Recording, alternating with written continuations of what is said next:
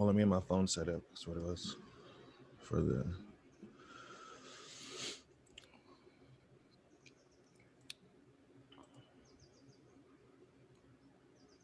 All right. Aloha, YouTube. This is your boy Crypto Roots and Everything Currency. This is the Elon Marley podcast.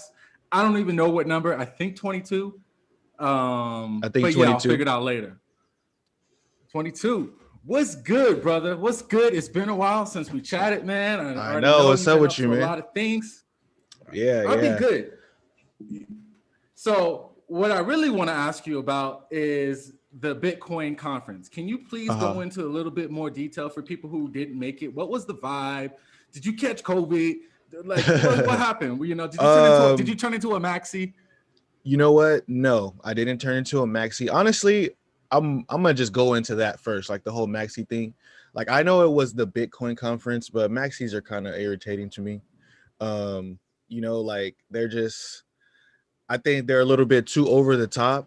And when I talk to a lot of new people, because there is a lot of new people who are going to this conference and they're hearing about Bitcoin for the first time, and they're going to hear, you know, what's this all about? What's crypto all about? They know Bitcoin is the main thing. And then you got maxis who are just like, nah, DeFi, don't touch that. You know, Ethereum, don't touch that. Bitcoin is where it's at. You know, and I'm just like, nah, man, this is not like at the Bitcoin conference. Is like there was no new information given to me that I didn't already know. You know what I mean? In fact, you probably could have been one of the speakers, huh? Yeah, I could have easily just been one of the speakers. All I had to do was kind of make up a thing about why I think Bitcoin is big and then go talk about it. You know, I could have said, oh, there's hyperinflation. This is why Bitcoin protects against that. Oh, there's this need of store of value. Oh, this is why Bitcoin protects about that, which for some people, it was very informative, you know? Yeah, that's for people who, that's like first year timers. Like, for, you know what I'm saying? Like, oh, cool, nice, it's good, you know? Right, like when we got in, we had to learn what the big deal, So I actually got, believe it or not, it's like I got more, I feel like, valuable information from going to the shitcoin conference, which was, you know, it was a gag against the Bitcoin conference. Yeah, there was, so it was made up by these people who kind of were just kind of making a gag against the Bitcoin conference, calling it the shitcoin conference, you know, and they had a bunch of, you know, just other altcoins, different people like DeFi, people in DeFi and stuff like that come out and talk. And you know, there was even one funny portion of that where it was they had a Bitcoin maxi up there trying to argue against the shitcoins. But the funniest thing that I saw while I was there was Max Kaiser walking up to the shitcoin conference. Really? He was walking up like like with a shit face. Yeah, like with a shit face. Let me see what this is all about, you know. But yeah, honestly, I think it was dope to see like there was, I had never been in a place like that. Like getting off the plane, as soon as we got to Miami, it was like, I think I said Ethereum to my boy and the whole plane lit up. You know, everybody's like, Ethereum, smart contracts, you know, layer twos, side chains. Like it was dope to be around that many people who actually know about the shit, you know? Like, I think that was the coolest part to hold a random conversation with some random chick and she can hold a conversation with you about smart contract platforms. You know, like that was pretty cool. Yeah. And I recommend it. I definitely recommend it. That's what can't replace the virtual world. Right. And yeah, so that's something for people getting out, tapping shoulders. Get into. It says my connection's a little bit unstable. Okay, you're coming through pretty. So that is one thing that's necessary is to be. Okay. And how was the state of Miami? And then Miami, as far as like the vibe of like outside, the vibe was cool. The vibe was cool. Like people were there to have a good time. I feel like, as far as COVID goes, like bro, that is the opposite of California. Like COVID does not like it exists. Don't get me wrong. It's like the bartenders are still wearing masks, store clerks are still wearing masks, but for you, it's optional. They're not tripping if you don't wear it. Some people want to, some people don't. Which me, I always felt like that's how it should have been anyway. Like bartenders should wear a mask, and then everybody else should, you know, have a their pick of what they want to do, you know. And this is not to hate on people who have to work a physical job and wear a mask, but that's one of the reasons why I'm glad I make money online, so I don't have to work like a physical job. I Right. have to I just mean, yeah. do things I don't agree with, especially when it comes to my health and stuff. Yeah. So man, Polygon farming, Binance Smart Chain, I think the game has gotten dirtier than it's ever been before. You think so? You know, I would beg to differ a little think bit, but so, go ahead. man. Go ahead. Yeah. I think the danger has multiplied. Why? Because the scaling solutions have multiplied. So that only that's more field and more targets and more area bombs for people to get hit. So and people are getting hit hard. I got hit. I got rugged. The rule is though, if you're doing DeFi and you haven't got rugged, are you really doing DeFi? Well, that's what some people say. It's like a badge of honor or something like that. Right. But it's not really. It's not like that's an argument to kind of lessen the blow. But a rug is a rug. You got your money stolen, and obviously it hurts to get a lot of money stolen. But it just doesn't seem like retail. I'm gonna put retail will ever learn its lesson. And yes, we're a bunch of individual minds, but most of these minds really don't speak up. And the rugs keep happening. And so I watched the interview. I'm going to leave a link down in the description by the Rug Doctor. You heard of the Rug Doctor? No, I never heard of him. What Rug Doctor? The Rug Doctor is a group of people that go through Binance Smart Chain code and do ratings and tests on how likely it's going to rug. Oh, I have heard of that. I just didn't remember the name. Yeah. It's called the Rug Doctor. And same thing with Binance Smart Chain. So the Rug Doctor is like helping people stay safe and not get rugged. But I listened to the interview, and the Rug Doctor is actually a woman. I was like, sick. Whoa, it's actually that's tight. Yeah, that's it's actually tight. She's actually a woman that's actually a doctor. Like she's got a PhD, a doctorate. She's actually a doctor. Yeah, and she was fucking around on Binance Smart Chain and got fucking rugged. Her and her husband were fucking around doing DeFi, and they both got rugged. And she kept getting rugged, and she was tired of getting rugged. And also, she's a software engineer. It's fucking genius. So her and her husband started. Sure. Yeah, her and her husband started reading through the code of Binance before they started going in, and then they started kind of posting the ratings on Google Sheets, and started, and then the community just. Now it's a big deal. Now they got their huge community, over 25 people searching for rugs all day, every day, going through it, letting people know like what's likely to rug, and like so. That's a valuable business right there. Oh man, that's a valuable business. Yeah. Right now, she's made so many people with their YouTube channels and their investments. Right. Help me. Like I got rugged because I ignored her. I got rugged because I invested in a project. I went on the Rug Doctor, and I didn't know it was her, but it was like, yo, this is most likely going to rug. And I was like, nah, I got biased because I was financially invested, and I was like focused on the money. I'm like, nah, the Rug Doctor's tripping. Fuck the Rug Doctor. I'm good. 2 hours later, got rugged. Damn. So I need to, the warning signs, man. Like it's those warning signs. I ignored all of them. Yeah. Those that greed got a hold of me.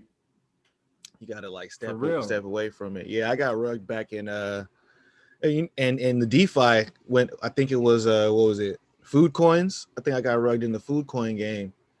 The whole what was it like? I think I got rugged on it was like kimchi coin or some shit. But then it was something that I knew was finna be like bullcrap. You know what I mean?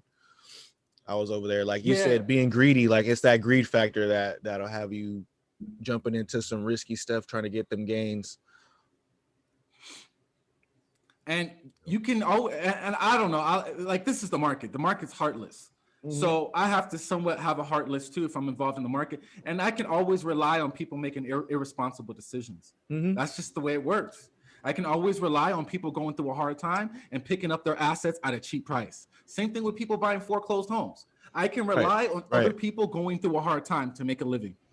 I don't make the rules. It's just as more, when you start getting more and more sophisticated and start realizing, you know what, I don't need to take that many chances. Let me just profit off other people taking all those chances. You know what I'm saying? That's almost a safer play. Like, you know what I'm saying? Yeah, I So mean, it's all about managing those risks. Like whatever you do, you have to manage the risk versus the reward very well, you know. So if you change the and view to yeah, gallery I view have my on the chat, yeah. My bad. I should have done that. I should have done that. it's all good. Leave us some comments, feedback in the comments, you guys. You know What what I'm saying? I'm just trying to what talk project was it that you were rugged on? What project was it? poly butterfly. It was so far. It was probably the biggest rug on Polygon right now. So far, Okay. it's like 1.5 Yeah, million dollars. And okay. the rug doctor scared the dev, and so the dev rug. Soon as the rug doctor let everybody know it's probably going to be a rug, the dude went and The rugged. dude dipped. Yeah. Yeah. That's gonna More be the likely thing now. You it could get be a called chick. out by the rug It could doctor. be Like, you don't want to get called out and have them find you. You want to get out of there before they find out more info. for real. How about Mark? So let's talk Mr. about. Mark. Go ahead. Yo, you know what? You were right about him all along. Let me just put it that way. Yeah, told you. The dude is a bad. He's a bad bandwagon.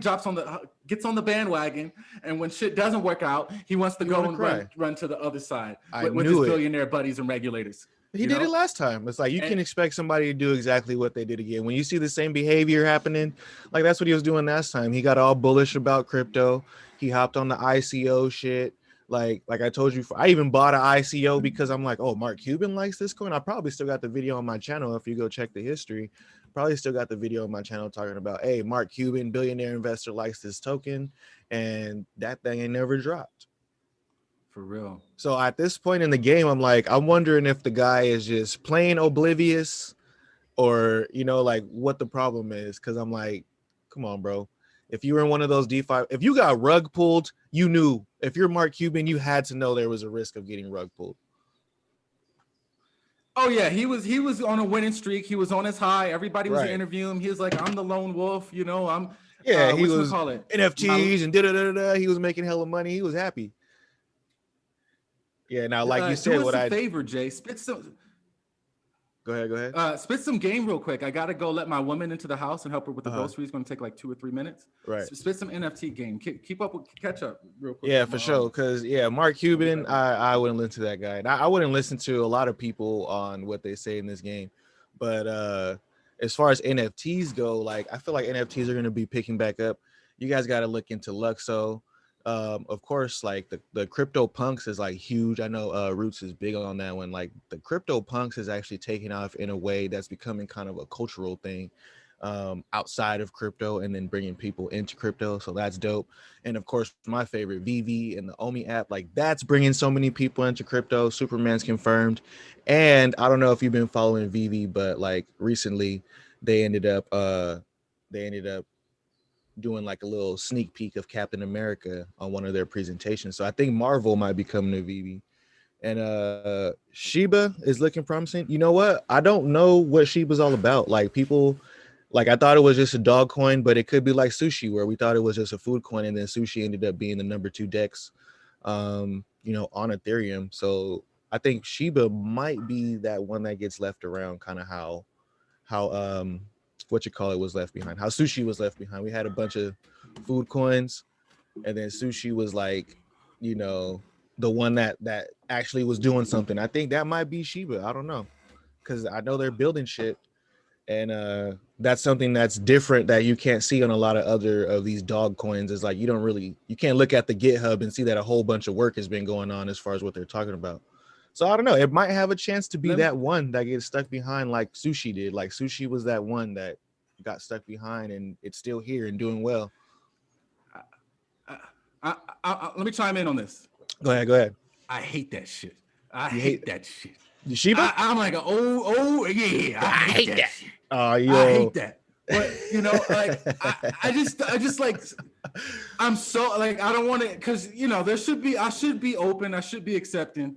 But some things I just don't want to succeed. Like, and for some reason, I don't want Shiba to succeed. And hey, honestly, I can say the same thing about sushi. Like when sushi was around, like I just felt like I never wanted to look at it. I felt like it was so dumb. Though the first time I bought some is because I seen it. I seen the contract changing hands and going to the FTX owner, and I was like, shit. They got the multi-sig now. They about to pump the sig. That's the only reason why I got into it. But like it totally changed my bias, being that hey, Sushi became the number 2 DEX. Like it started knocking on Uniswap's door, like, what's up? You know, we catching up. And I'm glad you brought that up, because in all reality, it's not the coin, it's not the name of the coin, it's not the design of the coin. It's about people who are working for the coin. People who are developing. It's the state of the mind of the developers. Yeah, they want to get the job done. They're gonna get it done. And if you and there was a post. It was like, just because something's dead, doesn't mean it died. Just because something's dead doesn't mean it died. So saying like, just there's things like for instance, like WeWork. What's another Enron? What's another business that just like Thoros or whatever, Thanos, right? Oh, they have Theranos. Once shit crashes, it's done. Like the regulators, things are dismissed. It's done. Right. But the things about crypto is that it exists forever. It's software code. So it may be done or on a market perspective, but it's actually still working. Right, Litecoin's still working. Like, if you have a community, I think if you have a community, like if it has a community behind it, man, if they got like a good 15 people in that community, and it doesn't even have to be devs, like if they got a good 15 people who really want to make something happen, like they can make something happen. Like just one dev, like right, and one dev, like 15 people and one dev. Hey, you make sure the thing works, and we try to get it out there. Like it could actually blow up. Like, it could be a multi-billion-dollar market cap in a matter of a year or two. Right, and that's something that I've seen with the coin recently. Lit, I talked about Lit on my channel. Originally I liked the coin. The idea was dope. They were working with the renewable energy. They had some connections and stuff, and they ended up selling to Tomorrow Chain, and everybody was like, whoa. How you sell like a decentralized thing? So right there, it kind of got weird. Tomorrow Chain's like, hey, we're gonna still, make sure it does well. Anyways, they ended up dropping the token, saying, here, Lit community, it's your guys'. Is like it's not part of our, it's not actually a good fit in our company. And I was like, oh man, I don't know, I gotta get out. Like the company quit, but the community wanted to keep it going, and it's still going. And I saw the price go up. And I was like, wait, okay, it's still going. Like you said, it might have been dead, but it wasn't dead, Something, not everything that, just because it dead doesn't mean it died. So there's a little quote, like something like that. Yeah. But in all reality, that's what actually gives it more value. Because if you really look at SushiSwap and Uniswap, if you really there's a story behind it. And the story was that it wasn't, the thing with Uniswap, Hayden Adams wasn't a programmer. He wasn't a software programmer. Right. He learned to program by creating Uniswap. I mean, and he taught himself Solidity. And it's like, yo, this dude saw something. Everybody told him it would not work. Everybody told him. Yeah. And he didn't even know how to code. And the dude goes and learns how to code, which is one of the most revolutionary pieces of code we actually so there's a story behind Uniswap. There's a story behind SushiSwap, the ups and the downs and the ups and the downs, right? And that's same thing with Bitcoin and Ethereum too. Exactly. There's a story behind it, and in all reality, that's what really gives it its community and value. It's like, yo, I've been here since the beginning. Yeah. What's the beginning? Oh man, you have no idea. Even just being in crypto alone, it's like like people be like, yeah, so this that. I'm like, bro, you don't know how much stuff has happened in the crypto hemisphere in the last 3 years. Like, I got stories. Like, I can talk to you about Craig Wright. I can talk to you about all type, different weird shit going on. Like, and to take it to kind of an extreme perspective, the way I put it, I made a video. Welcome to the crypto game. You may not survive it. You don't it's you may not survive it. Like, your whole personality. I met people as soon as I got in the crypto game that were just getting out of the crypto game. And I'm like, yo, you heard of crypto? No, man, I don't deal with that. Nah. And I'm like, and then finally, I lost like 10 grand, man. I'm gonna say most people. You got wrecked. You just didn't want to admit it to the new person. You just said, no, I don't fuck with that no more. No, I mean, and later I'm like, you got fucking wrecked. Yeah, I already know if somebody doesn't want to. If somebody was in crypto and they don't want to be in crypto anymore, there's only one reason. They got fucking. There's only one reason, wrecked. And they got impatient and now they lost. You know what I mean? Because there's that saying, like anybody who's been in crypto for like longer than 4 years, who, you know, if you bought Bitcoin 4 years ago, you're looking nice right now. You know, no matter what coin. If you bought Ethereum 4 years ago, you know, you sitting pretty nice right now. You know, if you bought one Ethereum for $200, you know, you got $2,000 right now. That's not a bad thing. You know what I mean? In all reality, you deserve it. You see those memes where like, oh, you got lucky, but like you went through like a plane crash, like a fire car, right. like you swam through all the damn shit. shit. Yeah. Like blood on your face, and you're like, finally you made it. People are like, you got lucky with Bitcoin. Like, nah.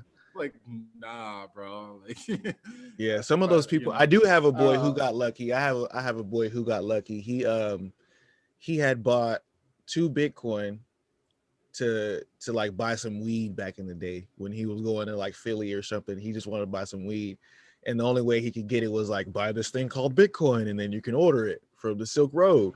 You know, it'll be here in a day. And he did that. Ended up just having some Bitcoin sitting around. A couple years later, when he was like, "Wait, this thing is $3,000 now." Had a couple Bitcoin sit around. You know, that to me, okay, that you got lucky, you know. Well, but like for somebody who actually bought it and knew what they were doing and held on to it, nah, man, that ain't no luck. I'm glad you brought that up because I wanted to make like a documentary series called Bitcoin Miracles because I've heard so many Bitcoin miracles. That'll be sick. I'll actually be down to do that with you. We should talk. Yeah, we should talk about that. And one of them, I had a mentee who he ended up getting out of prison. He's like, yo, I just did the last 6 years in prison, And he's like, but I found out about Bitcoin, what I was doing, ended up getting me caught. And then that's why I went to prison. Right. And I didn't know it was before he was in prison around 2017. He got into Bitcoin in 2015, 2014. Right. He didn't know he was he was a millionaire until his family called him in prison and said, yo, that Bitcoin shit you were talking about, that shit's fucking 20 grand. He was like in prison, rich, but he was like, damn, that shit. Yeah, he didn't know. He thought it was all, and he still had his private keys. The cops didn't know nothing, and he got out and he got his Bitcoin out of prison. I'm like, damn, man. It's like, yeah, man. Yeah. I was like, I always talk about my brother because I know my brother had some Bitcoin on a computer that he got rid of, and like I said, he was gambling with it when it was dirt cheap. You know what I mean? So I know like he got at least 5 Bitcoin sitting somewhere on a hard drive. And one of the biggest examples of, I don't know how to put it. I call it self-pity. Yeah. The biggest example of self-pity is the founder of Dogecoin, selling all his Doge for a fucking Honda Civic and never buying in again and just not working on the fucking project. You know, that's what he sold his Doge for. Is that what he sold his Doge for? He got fired from his software job at that time. And they made Doge out of a meme while he was working, and then he got fired, and then he needed money to buy a car, so he bought a mid-range Honda, sold all his Doge and bought a mid-range Honda Civic. Yeah, I didn't know that. And the dude could have been a fucking so. I'm not saying like I don't blame him. He made a decision when he had to do, but there was still plenty of times where people would have gave him Doge, but he just didn't accept it or didn't care. He could have bought in, but so I just call that kind of self-pity. Like you deserve. Well, you deserve that, man. You worked for it. You had the skills and the code and made it, but you're still going to this day. I get what you're saying. Like, oh, I don't want to accept this. I don't want to accept that. Yeah, like if people want to give you donations, give it to you. Yeah. You're just like, I refuse to be rich. I refuse to be rich. It's I mean, some people. I mean, I to each his own, right? But yeah, come on, man. Like, but that is something where it's like, hey. If you didn't realize it was going to be something, but it became something. If somebody wants to share that with you, then, like Vitalik, bro, you came up with like Ethereum. You're the main head in Ethereum. All these DeFi protocols literally have somebody to look up to. You know what I mean? Like if they want to send you some coins, hey, I'm not at all hating on Vitalik being a billionaire. No. If Vitalik wanted to be Kanye West of Ethereum, I would not hate on him, bro. Like, if he could do that. He could just be like, "Hey, I'm the fucking godfather." Like, if the only person bigger than me is Satoshi, and where's he at? Like, I feel the audience likes those Craig Wright speculations, but you can actually back it up. Like, I don't mind you talking shit. Nah, I if you think could people back it like the up. humbleness. People want you to still feel. People want you to still be small. You know, they want you to still act small, even if you're big as shit like Vitalik. They want you to still act small. You know, like they were all excited because he did something. I forgot. It was like, oh, Vitalik ate at McDonald's, and everybody's like, oh my god, a billionaire eating at McDonald's. Like, hey, it don't matter how much money you got. You might like food. I dig it.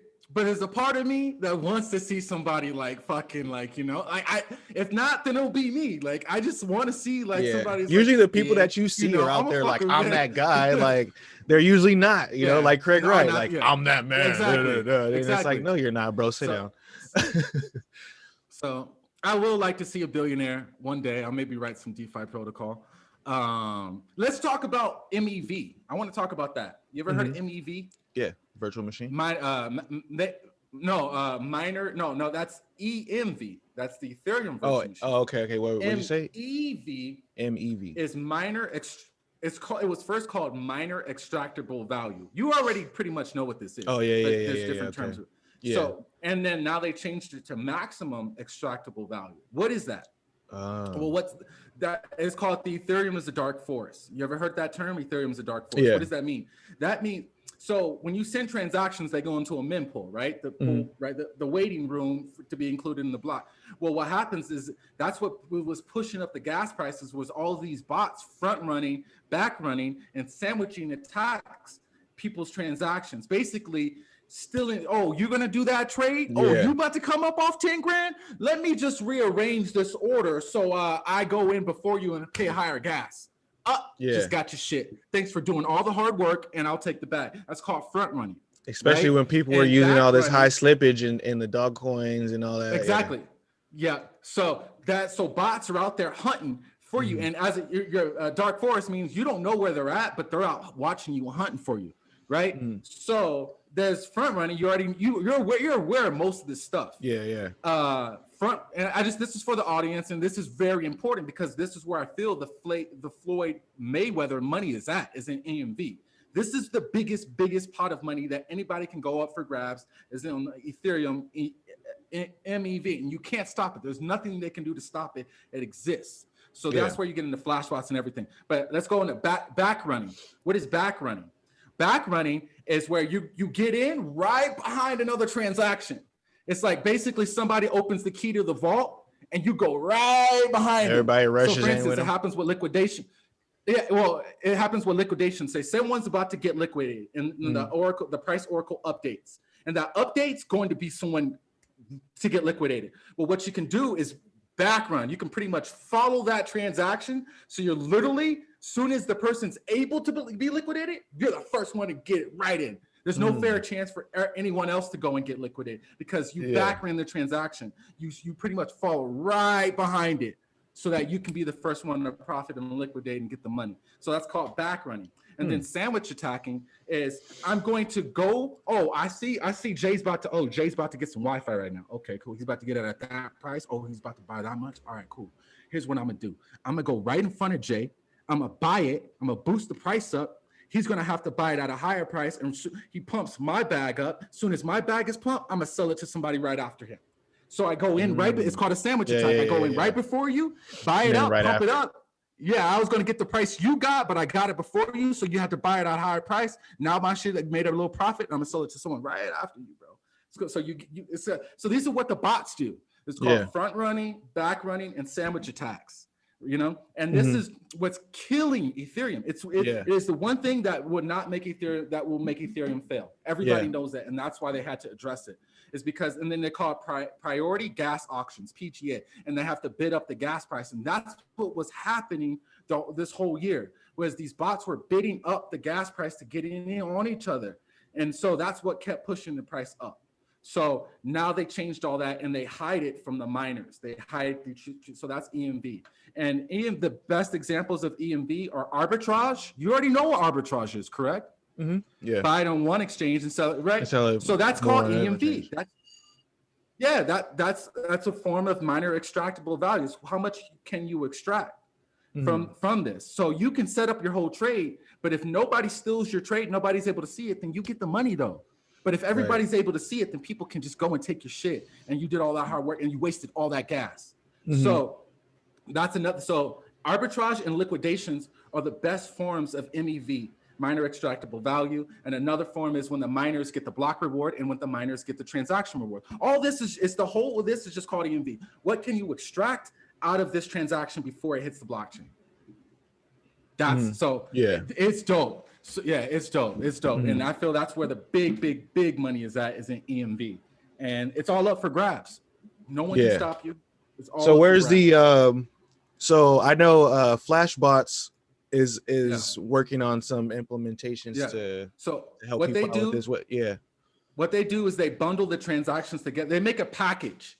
Right. So instead of everybody going into the mempool, the memory pool, the waiting room, all open, like, and exposed, nobody, like, anybody can come and fucking take your shit at any time. Like, you're like, fuck, I hope I just go and get, let me get out of here. I can get killed at any time. Right. What it does is it hides everybody in a tarp. And now we send transactions in a tarp. So everybody's hiding in a tarp so that you can't see what's going on. So basically, you hide it from anybody seeing, from the bot seeing you. And that's what's making gas go down, because people aren't bidding over, because more and more transactions are being hidden. And more transactions, the less everybody has to fight over gas. And then now the miners can go and be like, all right, I'll take all your transactions and I'll include it. So it just does it in hidden packages. That's what Flashbots is. So that it's cool. And obviously that's very technical knowledge, but it's worth it, because that's the money's there, man. The money's is in EM miner extractable value. So with that, I'm gonna give a little alpha today. And because I've been thinking of this, I've been studying this last few months, and I'm like, how am I gonna get into this game? How am I gonna get, what can I do? I don't know if it's for me. Maybe I should just stick to like building like dApps or something. I'm like, no, you got to get with this EMV shit, because people are becoming millionaires in less than a week just from their computer and internet connection. Because they understand how. But so the best opportunities I see in the EMV game are algorithmic stablecoin arbitrages, bro. Algorithmic stablecoin. So when anything's off the peg, whether that's Ample, whether that's fucking DSD, all these fucking bullshit algorithms, because they're all supposed to be pegged to $1. So it's very easy. So and you can flash loan the shit. So if you see it off the peg 3 or 4 or 5, 10, 30 cents, like Iron Finance, it was off the peg by 40 cents. Dude, these are major arbitrage opportunities, especially with Ample for it. So that's what I'm like, yo, it makes it so much more easier if I just stick with algorithmic stable coins, knowing that they're all supposed to be pegged to $1. They're all supposed to go back to some price. And once you know what that price point is, then you can make your moves based on that. And from different exchanges. Like, so I'm like, yo, this is where I think I can catch my EMV, is from arbitrage opportunity, using Flashbots to hide my transactions so nobody can take it. Very less likely to take it. And start getting my arbitrages through these algo stable coins, man. And I want to talk about these algo stable I was going to say, you brought them up before, but a lot of people who watch this, they're not that deep into that. So just explain what the algo stable coins are for people real quick. Okay, so like, how is it different from a USDC or a Tether? A Tether. All right, we got to get into that Tether, man. Damn, there's a lot to go over. And, that will lead us into the Tether talk. So there's a thing called, when it comes to stable coins, all right, why do we need a stable coin? Why? Because the market goes up and goes down. One day, if you're paying in Bitcoin or paying Ethereum, either one day you're paying too much or too little, right? Oh, you paid for a hotel. Well, either you paid too much because the price went up, or the hotel owner's like, fuck, the price went down. They paid me too little, right? It's too volatile. So you can't have contracts and agreements and a real system of, agreements. Built on that volatility. So we need stability. Now, the only thing we know is being stable, which is really not that stable, is the dollar. It's just one. It's just programming in our mind. One. We got it. Yeah. We exposed to it, the dollar. So now there's a thing called a hard peg and a soft peg. A hard peg means it's actually backed by $1 put into a physical bank. Like that's like, it's actually backed by, supposedly, let's just put it that way. Yeah. Supposedly $1 US is backed. So that's called a hard peg. It's actually like directly connected to it. Now, soft peg means it's supposed to be $1, but there's no dollars being exchanged or backed by it, whatever. But it's going to act as if it's $1. So the hard peg, soft peg. Okay. Now, hard pegs usually are mostly centralized because you have to be if you're dealing with a real fiat currency. Yeah, you have to. So Somebody has to that's hold the not money, the right? whole ethos. So yeah, and I'm not gonna try to. I'm trying to. This is me summing it up as much as Yeah. easy Just as I sum can. it up. No, So yeah. now we're forced to go into soft pegs because we don't have to rely on any central authorities to centralize. So now we get into DAI, right? And you get into these. DAI is over collateralized, which means it's capital inefficient. That means you have to lock up more DAI than that's issued, right? Which means all that DAI that you lock up can't be used for anything else. It has to stay there. So that's a big problem because that's capital inefficiency. We should be able to do something with the collateral as well. Yeah. And that will make the money stretch even further and further and more benefits for. But no, DAI is just money thrown away, pretty much just locked up, ticking off the market, which is still a good thing, but still there's more you could be doing with that money. But you can't do that because that's not how DAI works. Now, most of DAI that's being locked up is USDC, is the centralized stablecoin. Yeah. I thought we were trying to get away from the centralized stablecoin. So how are you going to have most of it, you know what I'm saying, backed by, so people moved on, right? We got to get these in there. So these stable coins let me just put it this way, we have not gotten right. And this is the biggest experiment. I agree. This is the biggest experiment, and basically in human history is, besides Bitcoin and Wi-Fi, there's different types, but basically trying to get a dollar, how do we do it? Yeah. You could either collateralize. How do we have something stabilized? Yeah. And so there's been all types of empty set dollar, DSD, Ample, more and more USDT, USDR. Name the stable coin, exactly. Whatever. Like name the stable coin. So we haven't got it right. We're financially experimenting, and it's very lucrative because you can literally buy dollars for discounts or get inflated dollars if it's over the dollar. Like there's a way to really come up. No wonder, right? Because more and more projects are coming up. So there is an interest, there is a high demand, but as far as the risk to reward ratio, it shows right now most of these things are too risky. Yeah, because a lot of people get wrecked because there's so many moving pieces and parts and all types of stuff, right? But I would say, in my opinion, the best example so far that is right now so far stood the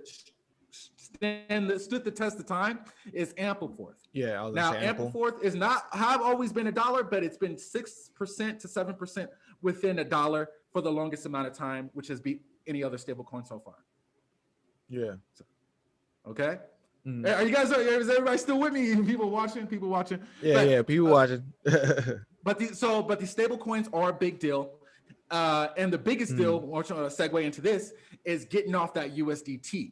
Because that right now is probably one of the biggest cannonball missile things that'll just hit cryptocurrency. If Tether gets wiped out, Tether gets shut down or whatever, crypto will take a 30, 40, 50% drop from the economic, because Tether behind the scenes, I think it will be worse than that. Propping up the market, and there's no real dollars backing it. Okay, please share. How bad do you think it would be? How do you see how this Tether bad? thing really going down? Well, I used to think the Tether thing was going to be worse. I feel like there's a bunch of stuff that people worry about in this whole Tether argument. There's one thing that really worries me the most is their little commercial paper, because the big deal with Tether in the beginning was, hey, they're not showing us that they have this, this stable coin. It's supposed to be a centralized stable coin, meaning like every dollar is supposed to be backed by a physical dollar. And for the longest time, everybody in crypto just was like, nah, we know that's not happening. So there was lawsuits put in place, there was demands for some of this paperwork and stuff like that, and it took 3 years, because this has been talked about forever. It took 3 years for them to come up with that information. There was like $800 million that was lost, so I feel like that to me was more, I had more FUD when there was like, yo, they lost $800 million and now the government's asking where that money's at, and they think that they printed Tether to replace that money. The fact that they got through some of those lawsuits makes me feel a little bit better, to be honest with you. Maybe they paid off the right people or did whatever they had to do, but the fact that he even did that and made it to Coinbase was something that was interesting to me. That's why Coinbase picked up USDC first, because they wanted a stable coin that was more in their regulatory. Well, they control. But No, it was a regular, USD. yeah, they control it, but it was more of a regulatory thing because they're trying to keep their exchange compliant with the government as much as they can, you know. And I think putting something like Tether when it was so risky was something that would have been like kind of a, you know, you don't want the SEC looking at you kind of like, what y'all doing over there, you know. Okay.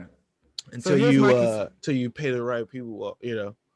That's my conspiracy theory. I think they paying off the right people. They'd be all right. All right. So you think they're paying? You think Tether is paying off the right people to keep the ship going, right? Do you think it will crash? Yes, and if so, when? Around when?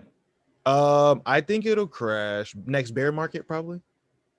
Actually, no, I don't think it's gonna crash because I personally I don't think if people know, like, even with Bitcoin, it comes down to, like you said earlier, it's software, right? It's just piece of software on a system that, yeah, maybe a centralized entity brought it into place. Hey, they put it up and it's up and running. People are using Tether. Maybe not where I'm at, maybe not where you're at, but like in Asia and stuff like that, like it's known that like they're using Tether as actual, you know, for actual buying stuff, not just trying to protect themselves from volatility in the market. When we have a bear market, there's going to be a bunch of people who jump into those stable coins, which is going to make their demand for those stable coins. You get what I'm saying? So if it's propping up the market, that's, like you said, that's the biggest experiment we have right now. The dollar is propping up the economy, you know, with whatever they got going on. So yeah, I don't know. I think it's going to be pretty interesting. Here's a pattern I don't quite understand when I look at the charts.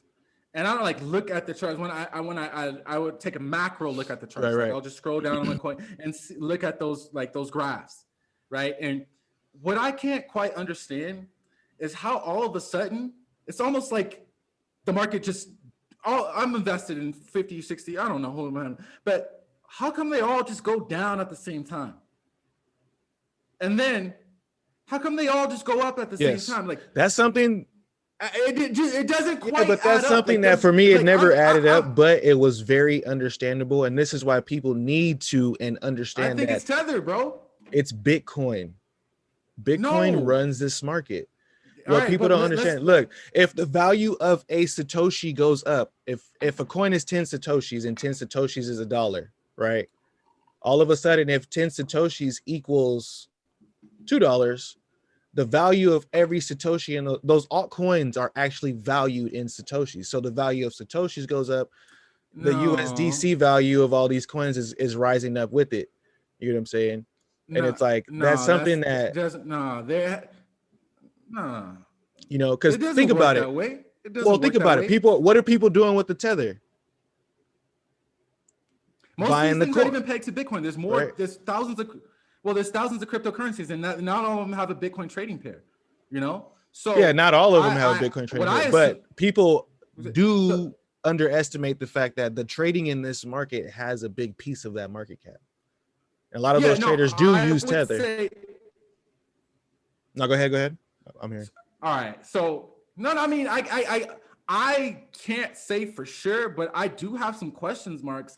Yeah, no, me too. I still have. I'm not like 100% in that idea. I just think it's 50-50 to the point where I think it does. Like for me, it does take away from the Tether FUD, but it doesn't eliminate it. You know, for sure.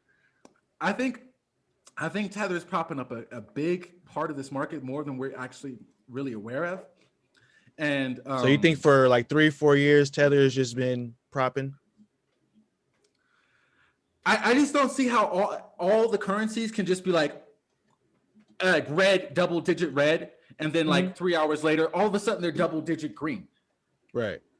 Markets should be moving at their own. These coins have their own tokenomics, have their own dynamics, have their own market. Like they should be moving. You should see some red, some green, you should see differences but the fact that there's just up and down, up and down, almost synchronistic, like all the random. That's why I think why do you think they follow Bitcoin? Like this whole market follows Bitcoin. You can see when Bitcoin goes up, if it goes up too high, the coins get beat down. If it goes up just enough, the coins go up with it.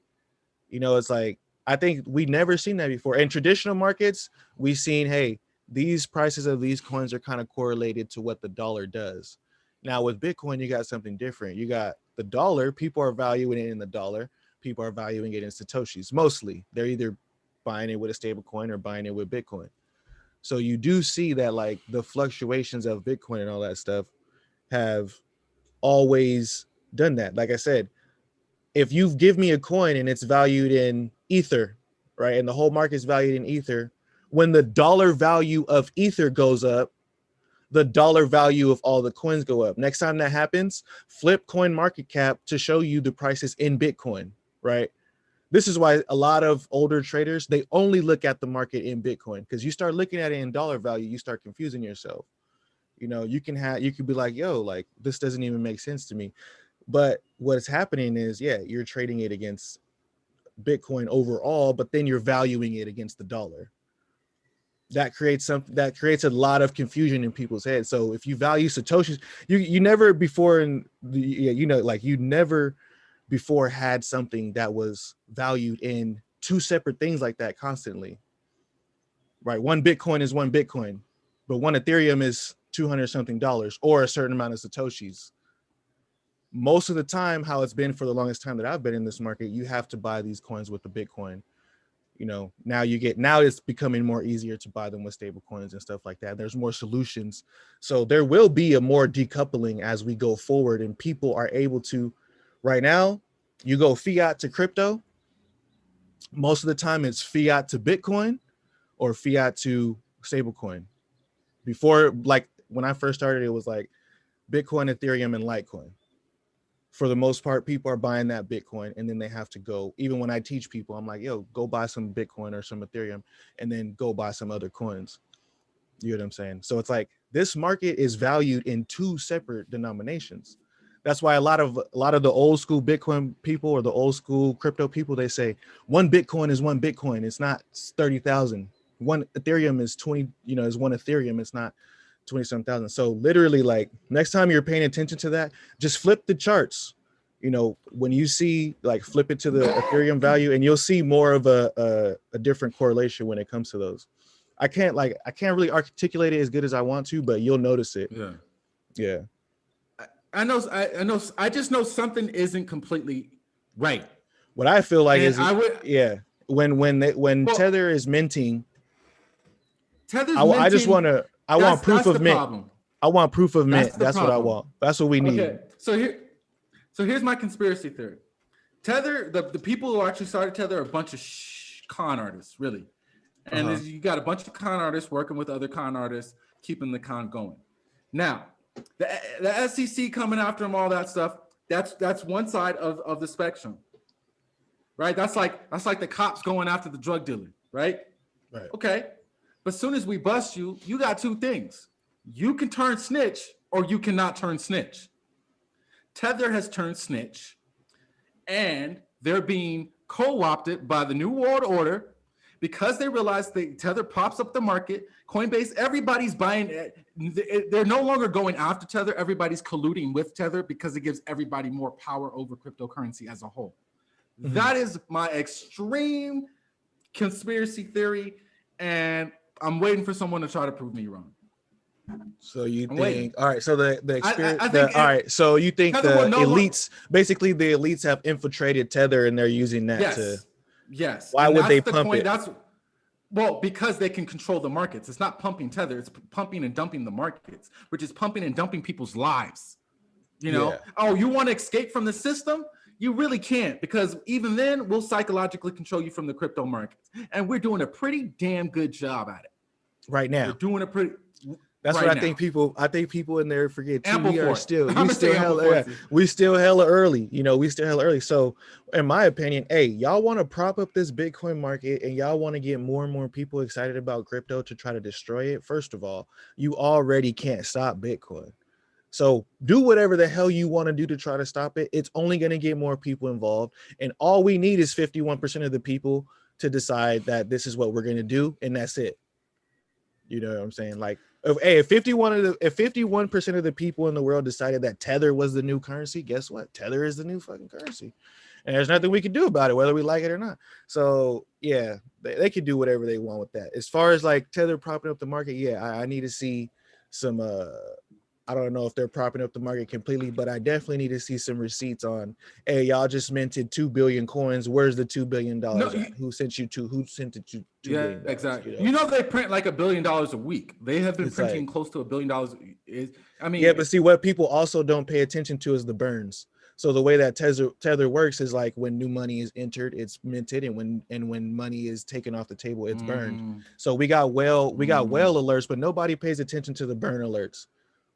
I have to show people all the time, yo, Tether minted 2 billion. Well, they also burned 2 billion. What they did was they sent 2 billion Tether to Algorand, and they took it off of Ethereum, and then they had to burn it over here and do some stuff over there, and so yeah, it's probably propping up the market. And if it is propping up the market, well, hey, prop on, buddy.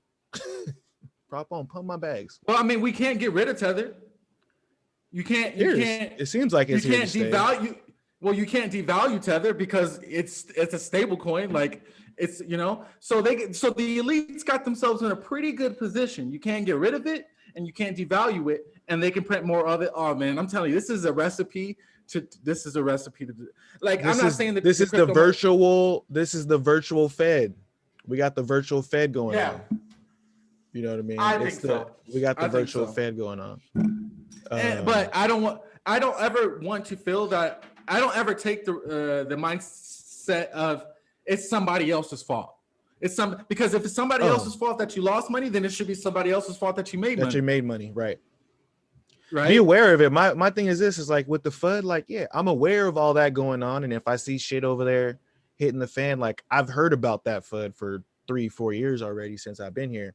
So it's like if that becomes more of an issue again in the future, that one that actually affects me, a lot of shit is not an issue if you turn your head.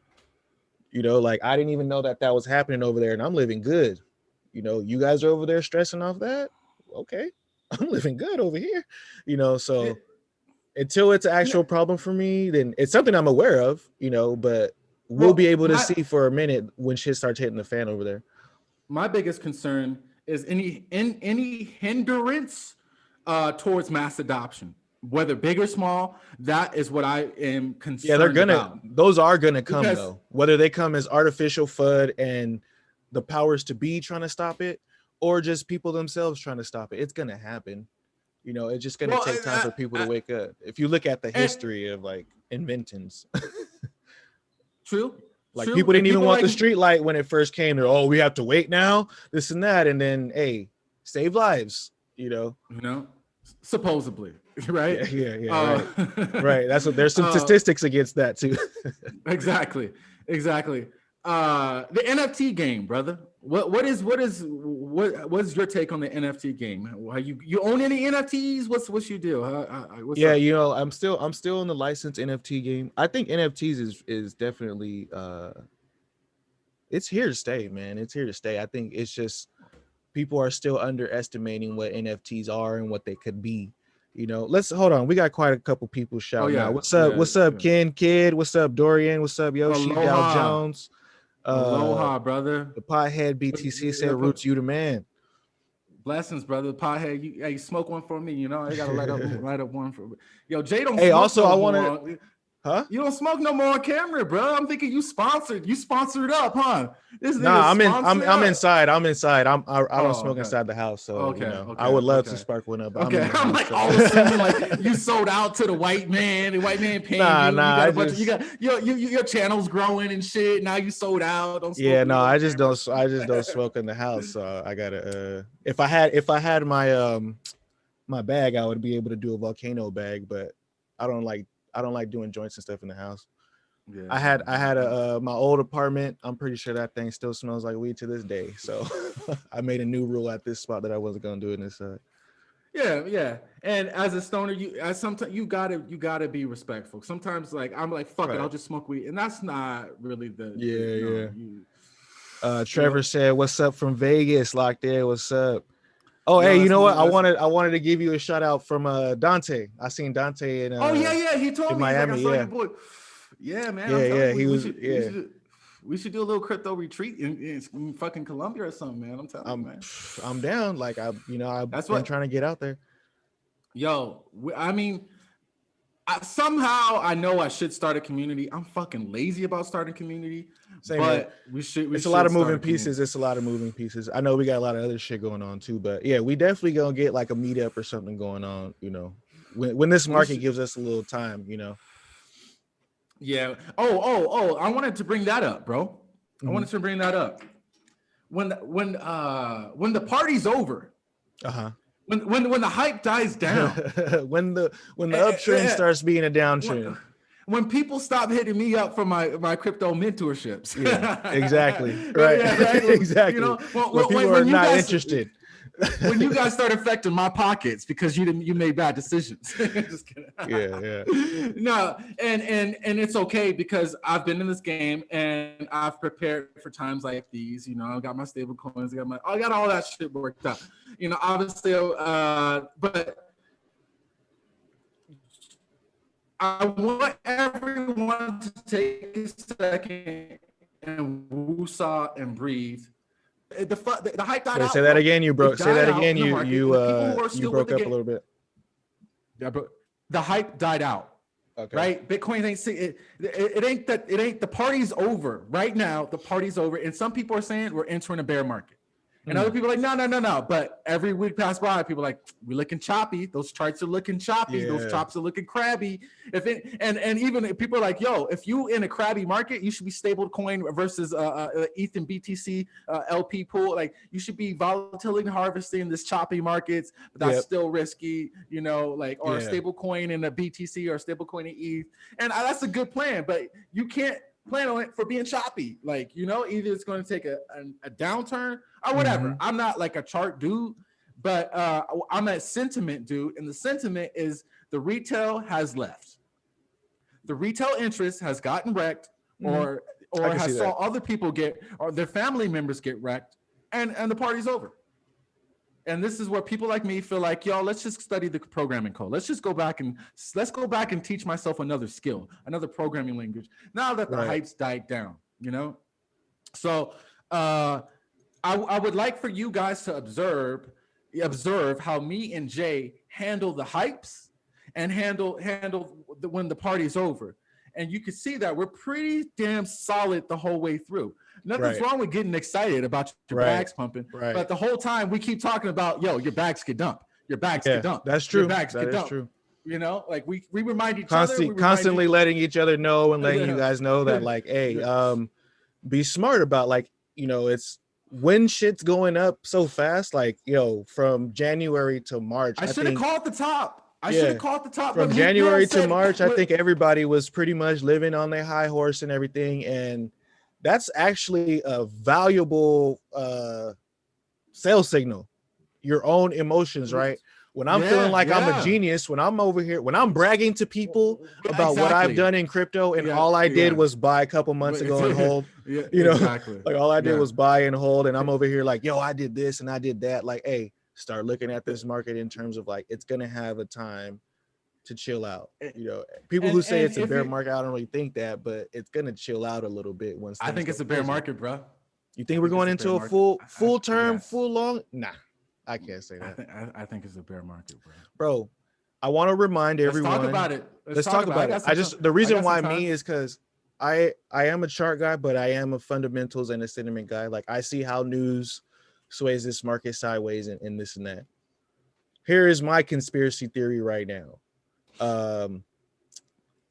These elites and stuff like that, they know how these price fluctuations, they know how these things create these things in people. And from January until 3 weeks ago, we saw a pretty nice pumpage of the market. I mean, you couldn't turn on the news without hearing Elon Musk was buying and this country was interested and this and that was happening and blah, blah, blah, blah. They pumped the price for a good 3-4 months is like straight up. What happens when things go straight up? They come straight the fuck back down. So the whole time, like you said, we stay consistent. I was saying, yo, all this pumping is dope. All this pumping is dope. But if we don't calm down, we're gonna die. Like we're gonna fall out of the air, right? We're gonna fly up too high and then we're gonna be like, oh shit, I gotta fall down a little bit. And I think that's what happened. So I think in a normal kind of situation where we don't have that kind of viral take on crypto, we would have probably went up maybe 50% of that, dipped down another 30% dip. Like in every bull market, we have these 30-40% dips. And the fact that we went up 300-400% and dipped back down 50%, we ain't done. We ain't done. And we just came out of like a 2-3 year bear market. Yeah, no. Yo, pull up that tweet I sent you. You retweeted it, and make me the host. Yeah, it was one of the best tweets. Yeah, exactly. That summed everything up. So I would like for you to share that. Let's spit a little bit more game. I got some time. I texted my mentees and let them know I'm running a little late. All right, for sure. But we got to get. We'll talk about this because this is healthy. This is healthy. Financially, mentally, this is healthy for us to have these discussions because these emotions are real, bro. Emotions are real, and I'm telling you, people are hurting right now all over the board. So let's start from the top. Would you mind start from the top or whatever? We can read it. Zoom in a little bit, or zoom in. Let me try to zoom in a little bit. You were in the room. Let me see if it's letting me zoom in. Thank you. Here we go. All right, so everybody. Explain the premise about this tweet and then go into it if you don't mind. So basically the premise of this tweet is this guy is, but all I can say is basically he's doing a pretty thorough analysis of the market, starting from the sentiment all the way to like kind of some data that's going on the charts. So, he says right here, I've been asked by a few people what I think about the current market. And honestly, the answer is that I have no fucking clue. Like, right? Like none of us have a clue. Anybody, like we're all speculating on it. Exactly. It says, let's just be honest. But yeah, it says CC has been making a lot of noise and not much substance, which is true. It says everyone is down a lot in coping. So that is also true. I think everyone is down a lot in coping. So prices from the all-time.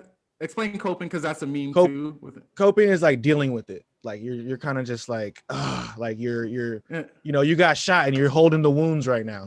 You're just kind of.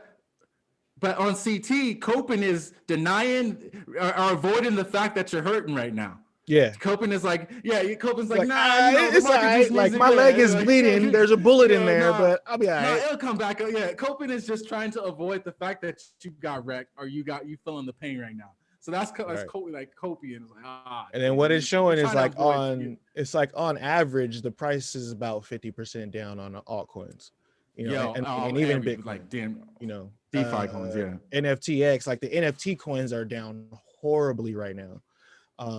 Bro. It says what jump-started this market last year attracted a lot of investors, undoubtedly institutional investors as a macro hedge.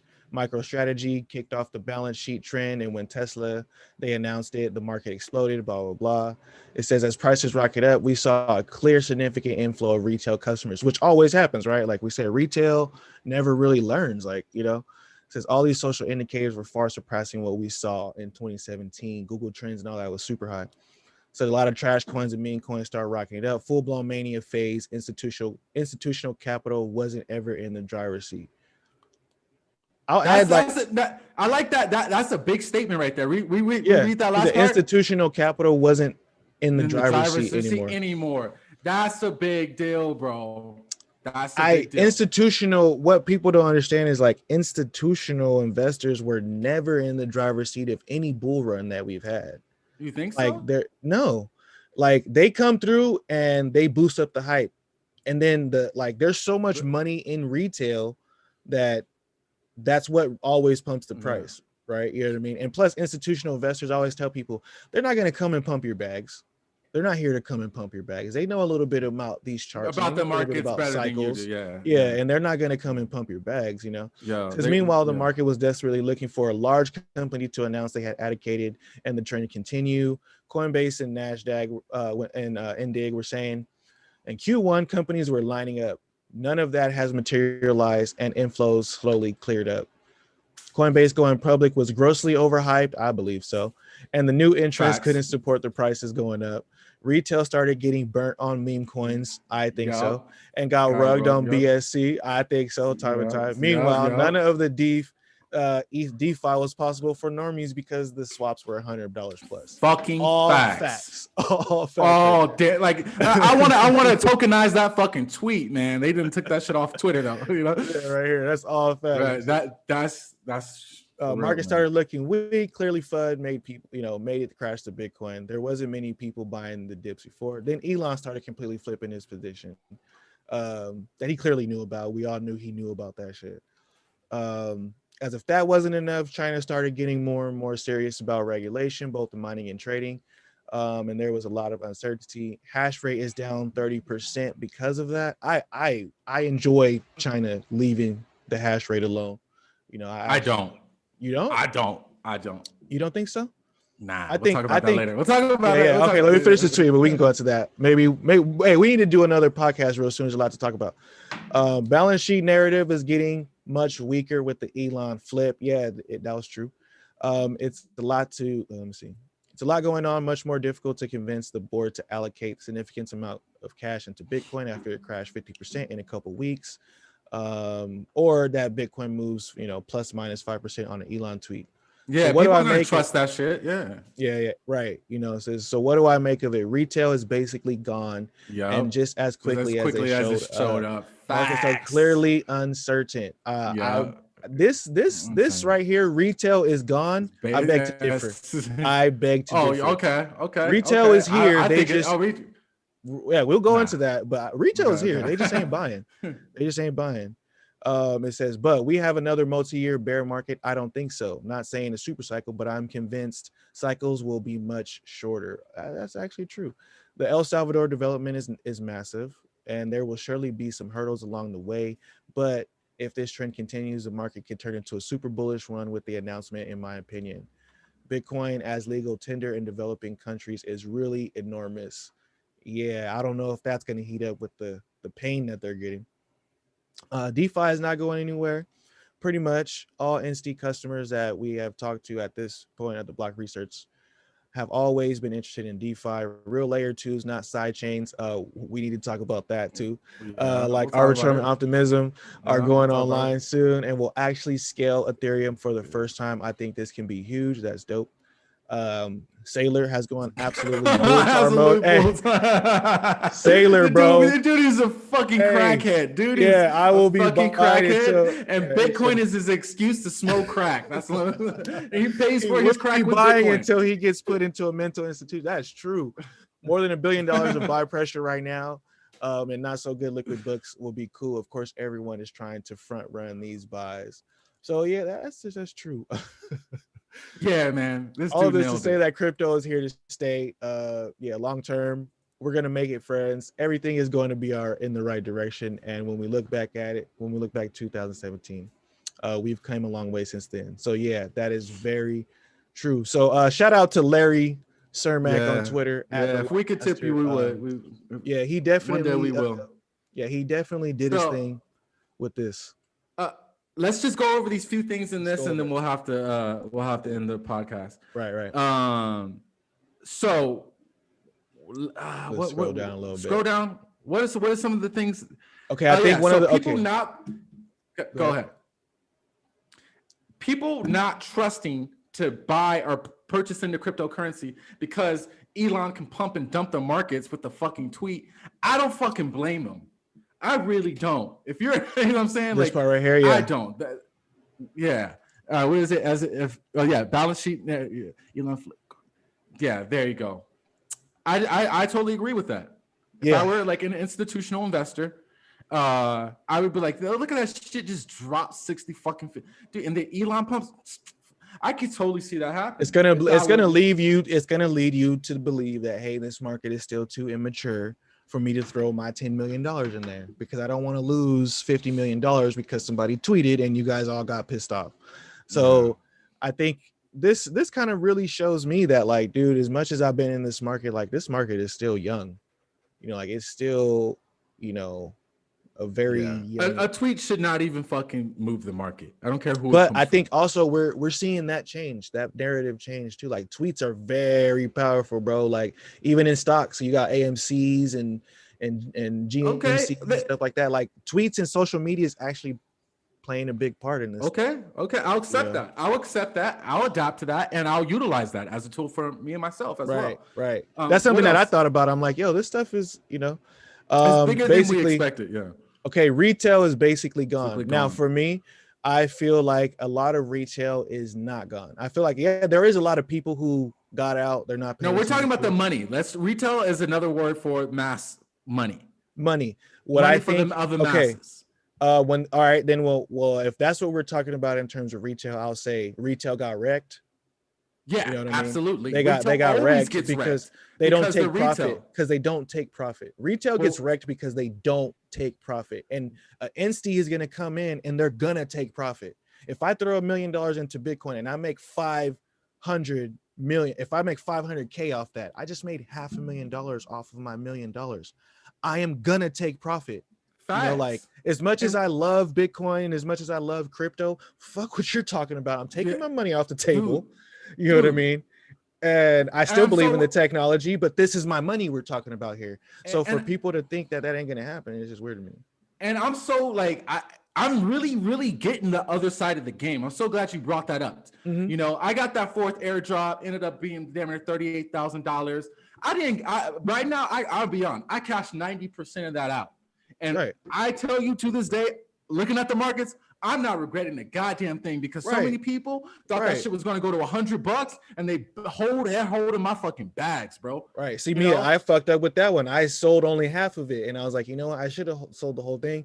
I could buy that airdrop back and then some and still have money left over. Exactly. So you know what I mean? You gotta cash the fuck out. And I was telling the mentee earlier today, because he was still new to the game. I'm like, yo, people always want to brag. Yo, I bought this, I bought that, I bought this, I bought Doge, I bought this. And then I'm like, no one's bragging about taking the fucking profit. Very times you hear. So what you're saying is I put money into something and I never got it back out. Right. I never got anything, let alone more money back out. So we say, I bought this, great. When did you cash out the fucking bag? I haven't. It's going to go to the moon. I got diamond hands. Yeah, like diamond hands saying, oh, I don't know when to cash out. All that is an excuse to back up your FOMO.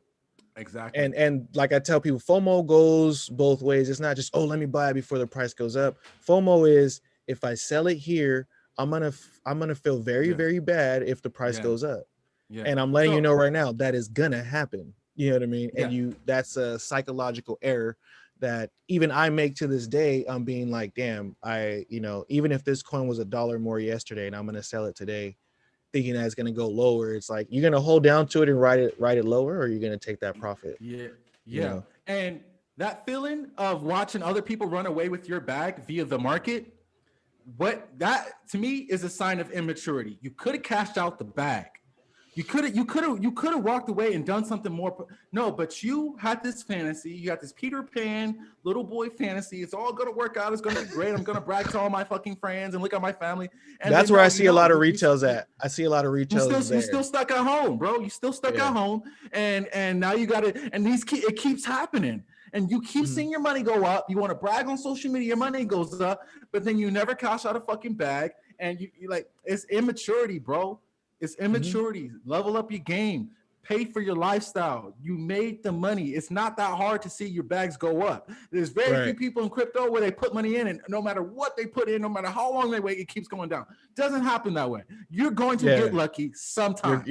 Right. And you're gonna. This is crypto. If you're here long enough, like that's something that I can say confidently now. Like if you're here long enough, you're gonna reap the benefits. So just be here, but do some of these things that you don't normally want to do, like sell your assets. I love Ethereum. I hate selling it, but gotta do what you gotta do. You gotta survive. And so every time I have that feeling, I'm glad you brought that up. Every time I have that feeling, damn, I don't feel like selling ETH, man. Like even yesterday, I had to say, I don't feel like, but I have to what am I in this for?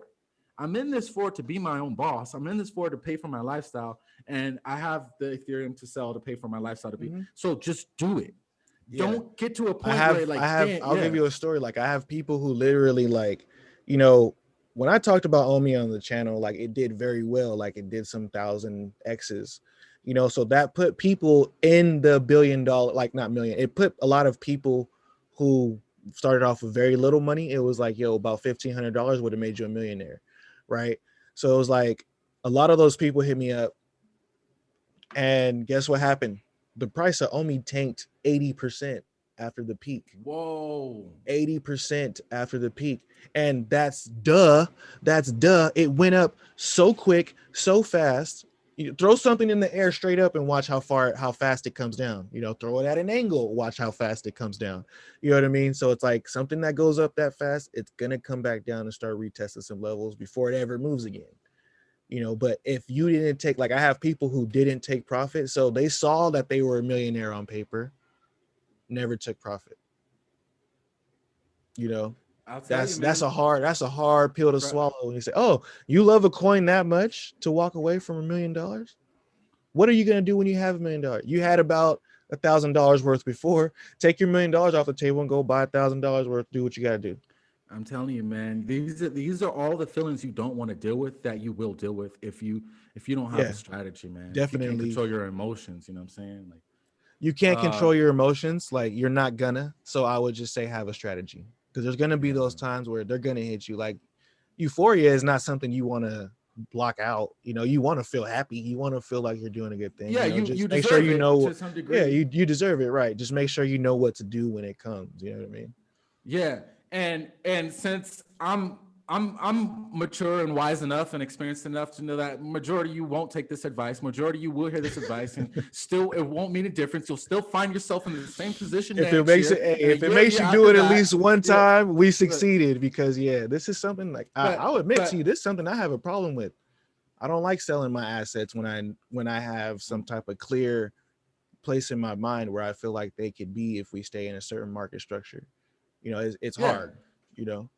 So the way I set my shit up is I know other people aren't going to take this advice. I've got a kind of a cold heart to in order to really profit and survive. I do have a good heart because I teach people and everything like that. I literally give up my alpha. You have a comp, but I have a cold heart when you still broke. You've been in this game for a year. You make no bread. You make little. You lost more bread than you made.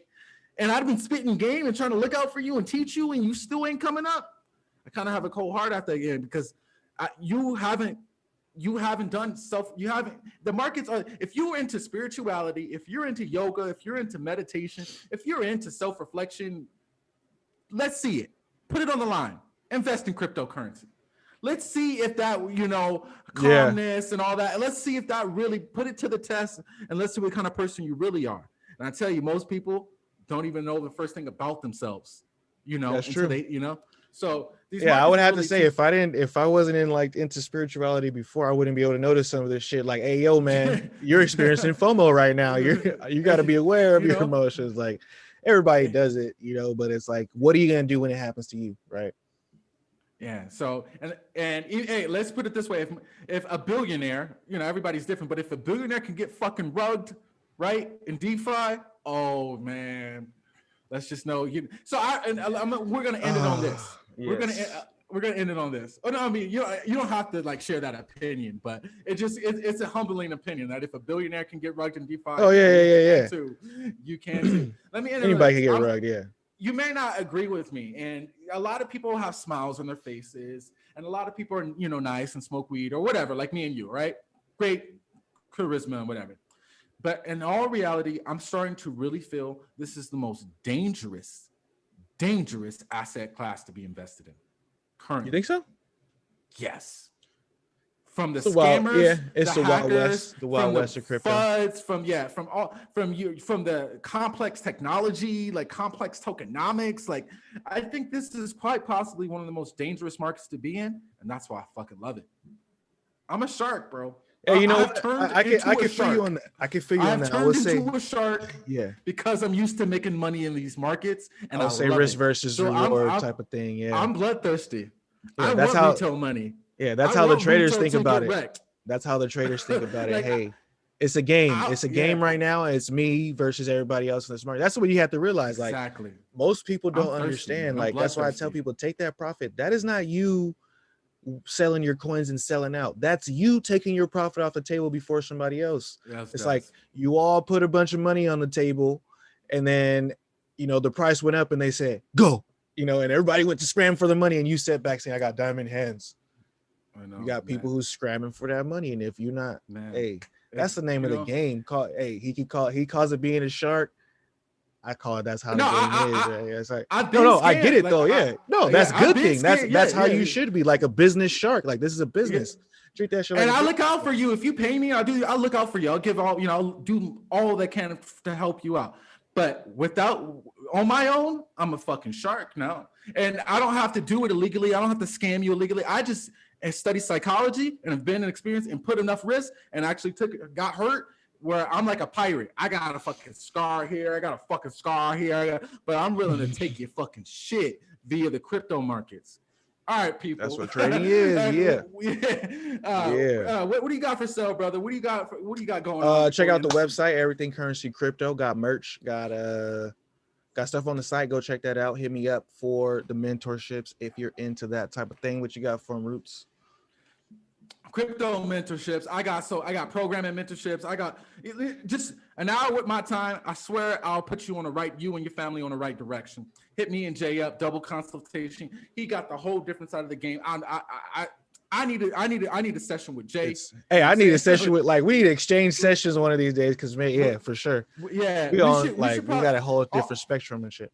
Also, I wanted to bring this up on the spot, Jay. Hopefully you go along with this. We can flex your NFTs on this podcast. Mm-hmm. You got to shoot us a little bread. We're going to flex your NFT for about 60 seconds before, maybe in the middle, and maybe afterwards. But we can start flexing your NFTs. We can give you a bigger and wider audience for people. If you want to sell your NFT, if you just want to show it off, shoot us a little bread, shoot us a little ETH, my account, Jay account, and we're going to put your NFTs in the show. And you know what I'm saying? You can get more exposure because NFTs are very illiquid. When it comes to NFTs and sell, you have to market. You have to go out and market your NFT, right? It's not like people just gonna go and find you. Nah, fuck that shit. Yeah, that's what I was saying about punks. I'm like, they're actually marketing, like. Exactly. You have to market your NFT. So you can market with our channel. Shoot us some little ETH, and we got you. You can put your punk, you put NFT punk or whatever on your channel, as long as it's appropriate and you know what I'm saying, family friendly for the most part. We got you. Yeah. Also, one more. Yeah, we good with that. We could do that. Also, one more thing, like, we do this show for y'all. So anything that y'all want us to talk about, or something, put it in the comments. Let us know. And yeah, we're gonna definitely start doing the show like more regularly and stuff like that. Yeah. So And also for my people who don't know, this is Everything Currency on YouTube. Check him out. Subscribe to his channel. He got a lot of game. You know what I'm saying? And much love. Take it easy, guys. Yeah. Peace. Peace.